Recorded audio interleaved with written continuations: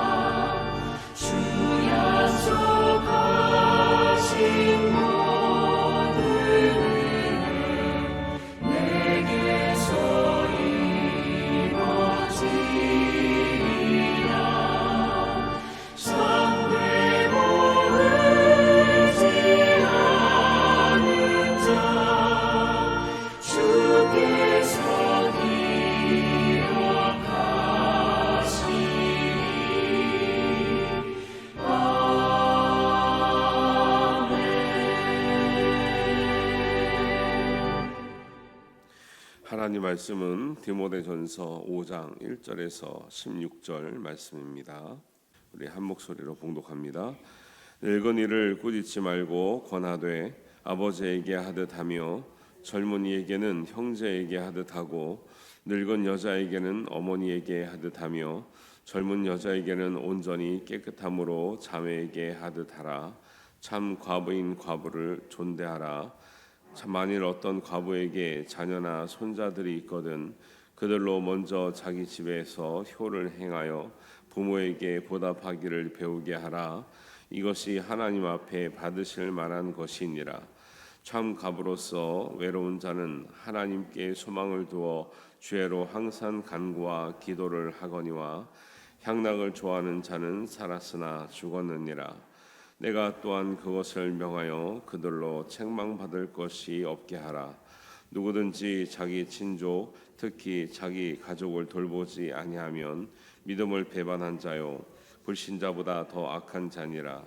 과부로 명부에 올리는 자는 나이가 60이 덜 되지 아니하고 한 남편의 아내였던 자로서 선한 행실의 증거가 있어 혹은 자녀를 양육하며 혹은 나그네를 대접하며 혹은 성도들의 발을 씻으며 혹은 환난 당한 자들의 구제를 하며 혹은 모든 선한 일을 행한 자라야 할 것이요 젊은 과부는 올리지 말지니 이는 정욕으로 그리스도를 배반할 때에 시집가고자 함이니 처음 믿음을 저버렸으므로 정죄를 받느니라. 또 그들은 게으름을 익혀 집집으로 돌아다니고 게으를 뿐 아니라 쓸데없는 말을 하며 일을 만들며 마땅히 아니할 말을 하나니 그러므로 젊은이는 시집가서 아이를 낳고 집을 다스리고 대적에게 비방할 기회를 조금도 주지 말기를 원하노라. 이미 사탄에게 돌아간 자들도 있도다. 만일 믿는 저자에게 과부 친척이 있거든 자기가 도와주고 교회가 짐지지 않게 하라. 이는 참 과부를 도와주게 하려 함이라. 아멘. 한 주간 시작하는 여러분들에게 하나님의 은혜와 축복이 함께 하시기를 주님의 이름으로 축복합니다. 우리나라가 지금 작년 말 기준으로 초고령 사회가 됐다고 그래요. 초고령 사회는 65세 이상의 인구가 전체 인구의 20%를 넘을 때 초고령 사회인데 우리나라가 이제 작년 12월 기준으로 됐다 그럽니다. 저는 이제 그렇게 생각하는 거죠. 뭐 시대 흐름이 그렇기 때문에 초고령 사회가 됐다는 게 문제가 아니고 그게 그럴 수 있는 거죠. 뭐 문제는 초고령 사회여도 어른들을 공경하고 존경하는 이런 마음들이 있으면 되는데 초고령 사회냐 아니냐의 문제가 아니라 지금 사회 문제를 보면 젊은이들이 어른들을 이제 하대하거나 무시하거나 공경하지 않거나 섬기지 않거나 자식들도 어른에 대한 배려가 없는 이런 게 문제인 거죠. 초고령 사회가 돼도 젊은이들이 감당하고 또 어른들이 존중받는 사회가 하면 문제가 되지 않는데 그래서 요즘뿐만 아니라 오래전부터 그런 얘기 나왔죠. 이제는 지하철 타도 젊은 사람들이 양보 안 한다는 거예요. 뭐 눈 감고 있는 거죠. 눈 감고 그다음에 이어폰 꽂고 눈 감고 있으면은 모른 척하고 심지어는 임산부가 와도 양보도 안 해준다는 그런 얘기도. 그래서 오죽하면 그게 안 되기 때문에 뭐가 있어요? 여기는 이제 지하철 안 타지만은 지하철 가면 노약자석이 따로 만들어지는 이유가 그 두 가지 양면이 있어요. 정말 배려를 하고 있구나 나라에서. 근데 거기 아니면 못 앉습니다. 딴 데 가면요 눈치 줘요. 저리 가지 왜 여기 왔어? 여기는 우리 자리인데 노약자 자리는 저기 있는데. 그래서 그쪽만 어르신들이 몰려 있어요. 지하철 타고 보면. 그게 참 안타까운 마음. 이게 이제는 같이 어울릴 수 없는 사회가 돼가는구나 이런 게. 그리고 이제 회사가 또 그런 데잖아요. 부장님들이 옛날에는 같이 식사하고 회식하고 어울렸는데 지금 젊은 사람들이 뭐라 그러는데 다 그러진 않겠죠. 빨리 카드만 주고 가버리지. 왜 우리랑 같이 있는 거야? 귀찮고 힘들고 세대 차이도 나고 또 농담해도 이제 아재 개그 하면 젊은 사람 웃기지 않는데 웃어줘야 되고 이게 옛날에는 그러면서 그냥 정 들었잖아요. 근데 지금은 안 하고 싶고 그거를 너무 싫어한다는 거죠. 그러면서 사회가 자꾸 계층 간에 계속 분리되는 현상이 나타나는 게 참 안타까운 현실입니다. 참 아픈 시대에 살고 있는 거죠. 점점 갈수록 이렇게 심해지니까. 그래서 이제 성경은 이제 그런 것에 대한 예측을 하셨든지 안 했든지 어쨌든지 사회가 각박해지는 일들 가운데 어떤 신앙적인 삶이 하나님 보시기에 참 아름다우며 우리가 같이 어울려 살아가는 사회가 되며 교회는 최소한 교회는 어떤 곳이 되어야 되는가를 성경이 구체적으로 말씀하고 있는 거죠. 그 조짐이 신약 성경의 시대 때도 조금은 있었다 없었다? 있었다라는 거예요. 여기에. 그래서 그 시대에도 어려움이 있었는데 신앙은 꼭 영적인 문제가 뿐만이 아니라 우리 생활에 일어나는 모든 문제를 지혜롭게 잘 풀어갈 수 있도록 안내를 해주고 있다라는 거죠. 그래서 저렇게 오늘 말씀 보면서 참 그 정감 있는 말씀, 그 다음에 참 뭐랄까요, 바람직한 말씀의 어떤 표현이 나온다고 생각을 합니다. 1절 2절을 보면 늙은이를 꾸짖지 말고 권하되 아버지에게 하듯 하며 젊은이에게는 형제에게 하듯 하고 늙은 여자에게는 어머니에게 하듯 하며 젊은 여자에게는 온전히 깨끗함으로 자매에게 하듯 하라. 저는 옛날이나 지금이나 참 그 교회에 또 이 사회에 참 필요한 말이라고 생각합니다. 아버지에게 하듯 하며 어머니에게 하듯 하며 형제에게 하듯 하며 자매에게 하듯 하며 정말 이렇게만 되면요 천국이에요. 천국. 세상에서는 그렇게 할 수 없을 수 있어도 우리 교회 오면 우리 모든 성도님들은 진짜 어른들에게는 뭐 저희 아버지도 살아계셨으면 지금 뭐 거의 100세 가까이 되셨 100세 훨씬 넘으셨겠네요. 그렇게 아버지 뻘은 아니더라도 뭐 어머니 뻘은 아니더라도 정말 연장자를 보시거나 아니면 또 이렇게 이런 분들을 보실 때 정말 아버지에게 하듯 어머니에게 하듯 형제에게 하듯 우리 자매에게 하듯 할 수 있게 되기를 주님의 이름으로 축복합니다. 그냥 뭐 이렇게 남보듯 하지 마시고 그게 여러분들은 잘하고 계시겠지만 교회가 그래서 유일한 희망이라는 거예요. 왜? 이제 이 시대는요 세상에 나가는 사랑은 우리가 말하는 사랑이 아니에요. 교회만이 그래도 인간의 본연적인 이 본성에 입각한 정말 선한 마음, 사랑의 마음, 정말 이렇게 공동체 마음을 강조하고 있고 이걸 유지하려고 하는 거죠. 세상에 나가서 그런 게 어디 있습니까? 다 이해관계 얽혀 있고요, 이익관계 얽혀 있고요, 손해 보지 않으려고 경쟁 관계고요. 저 사람을 밟고서라도 올라가야 되는 거 아니에요? 얼마나 각박합니까? 그리고 도태되는 사람도 되게 많고요. 그러니까 살아남지 못하는 생존 경쟁 속에 얼마나 각박한 삶을 살아요. 그렇게 살다가도 교회 오면 정말 하나님의 사랑과 사람 사랑 가운데 따뜻한 믿음의 공동체가 되어야 될 줄 믿습니다. 성경은 그거를 말하는 거예요. 교회는 아버지에게도 하듯 해야 된다. 어떤 어른이든지.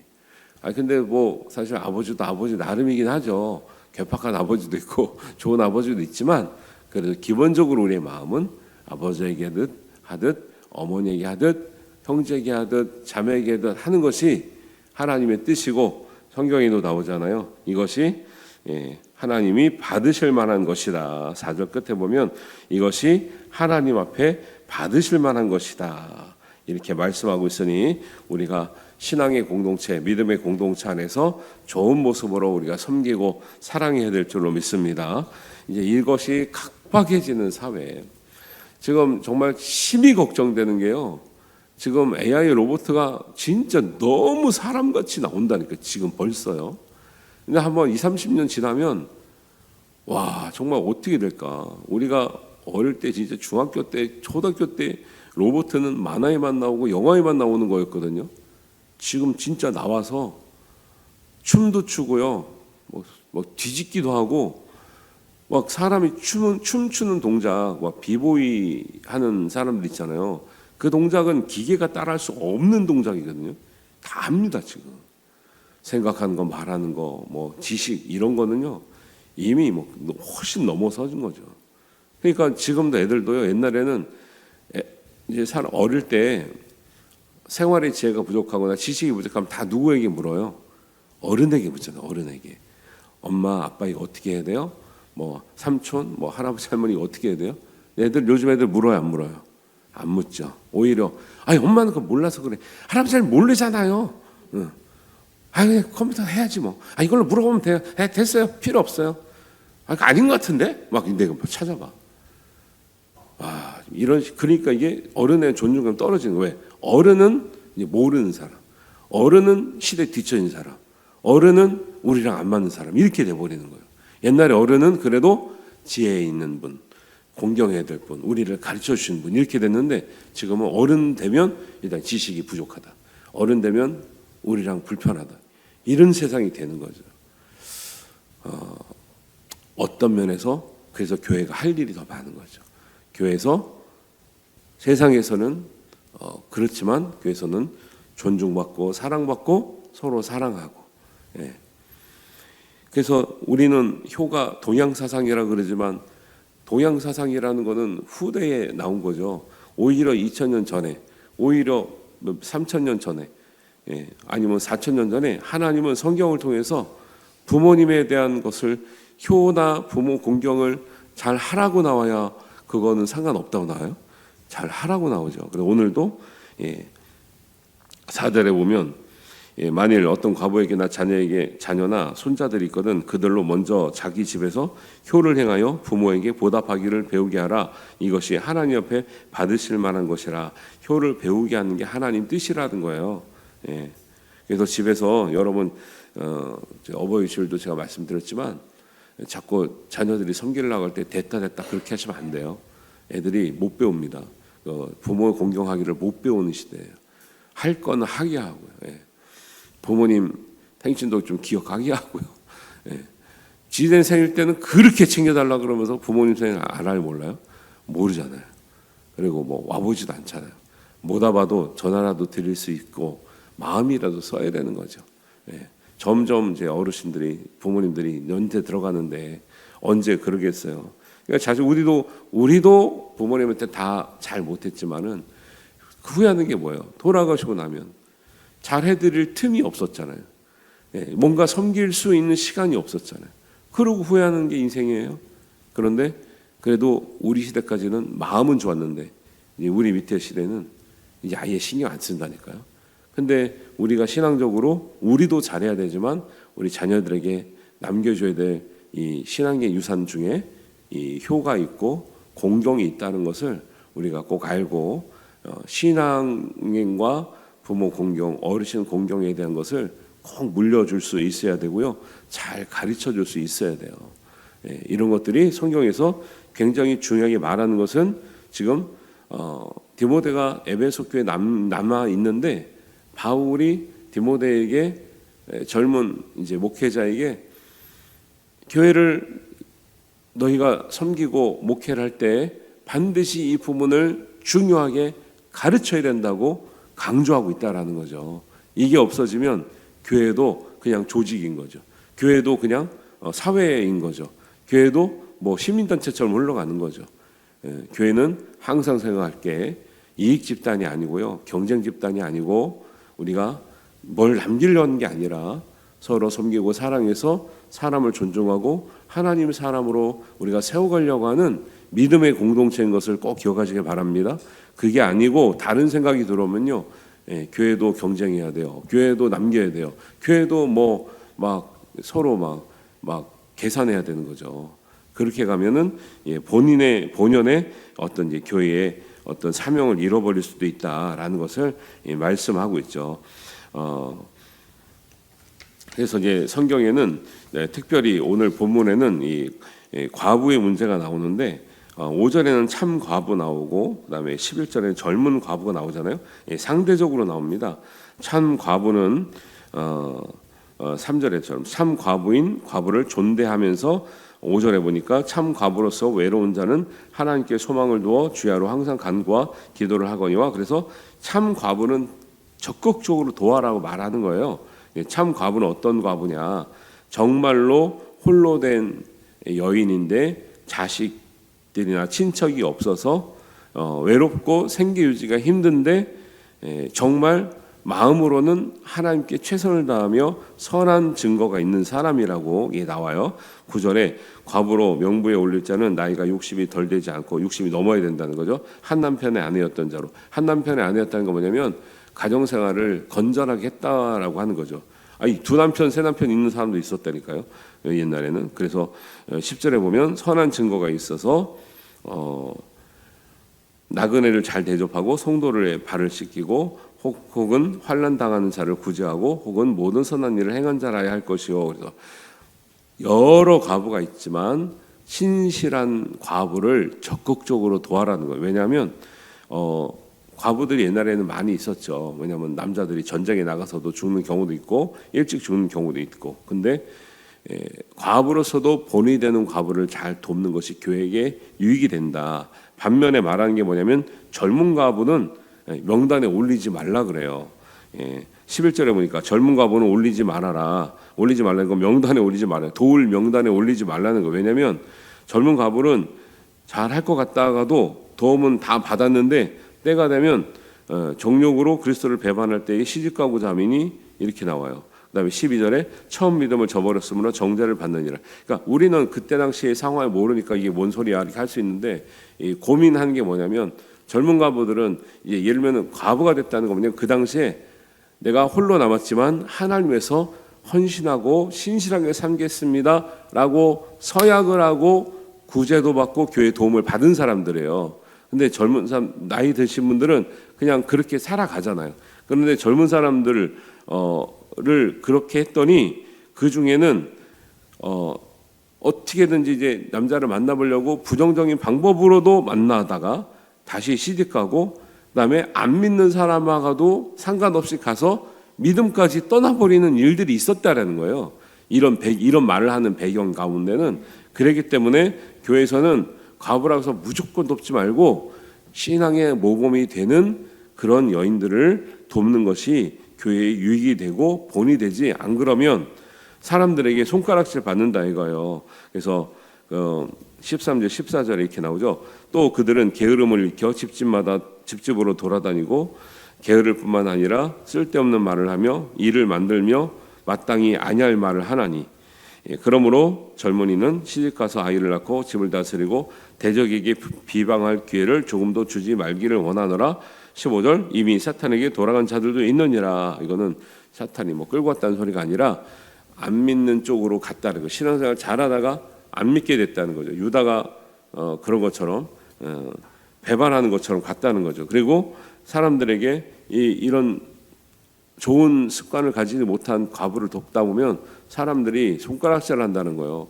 야, 교회 다니는 과부가 뭐 저렇게 사냐, 저렇게 막 살고 저렇게 함부로 말하고 어디 가서 일만 만들고 어디 가서 시끄럽게 하고 그다음에 남자들 아무 남자나 만나서 그냥 시집 가려고 하고 이게 뭐 믿음이냐, 이런 소리를 들었다는 거예요 그 당시에. 그래서 그렇게 하지 않도록 정말 연세가 있는데 생기지가 어렵고 자식도 없어서 정말 신실하게 사는 사람들을 교회는 적극적으로 도와라, 이런 말씀. 그 당시에 이렇게 말할 수밖에 없는 배경이 있다라는 거죠.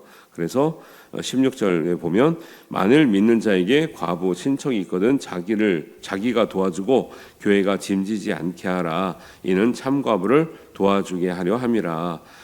친척이 있으면, 자식이 있으면 그래도 가족이 책임져야지 교회에게 떠맡기고 자기네 본분은 하지도 않고 이런 상황으로 가지 말라고 하는 거죠.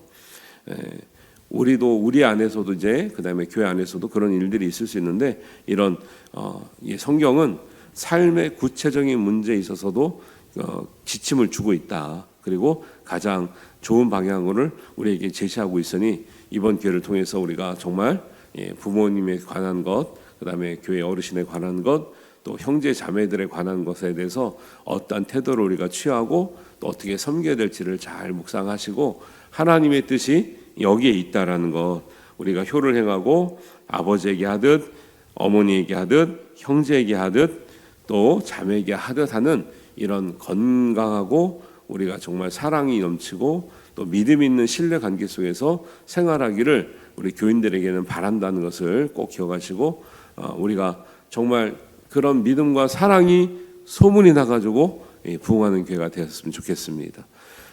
그래서 우리의 삶을 잘 돌아보시고 영적인 것만, 이거는 영적인 것처럼 안 보이잖아요. 근데 그렇다고 해서 이게 안 중요한 게 아니라 영적인 것과 이런 삶의 관계적인 것, 우리의 효를 행하고 서로 섬기는 것이 균형이 잘 맞아야 성숙한 그리스도인이 된다는 것을 잘 아시고 우리 할 도리를 다하고 교회에서 좋은 섬김과 믿음의 본이 잘 나타나고 또 우리가 또 믿음의 본이 되는 우리 모든 성도님과 교회가 되시기를 바랍니다.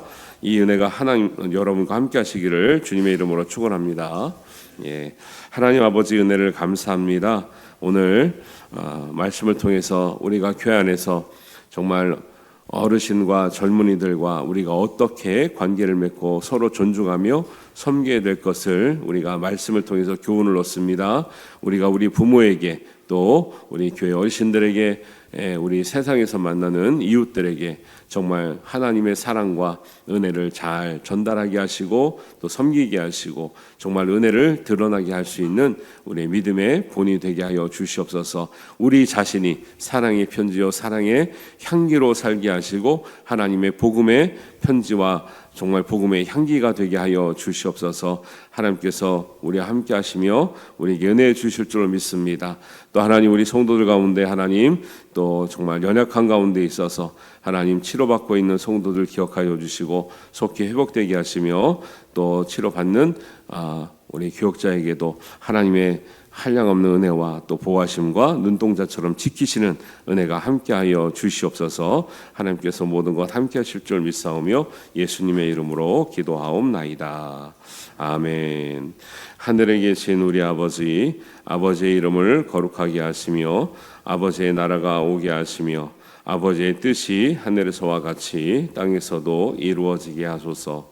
오늘 우리에게 일용할 양식을 주시고 우리가 우리에게 잘못한 사람을 용서하여 준 것 같이 우리 죄를 용서하여 주시고 우리를 시험에 빠지지 않게 하시고 악에서 구하소서. 나라와 권능과 영광이 영원히 아버지의 것입니다. 아멘.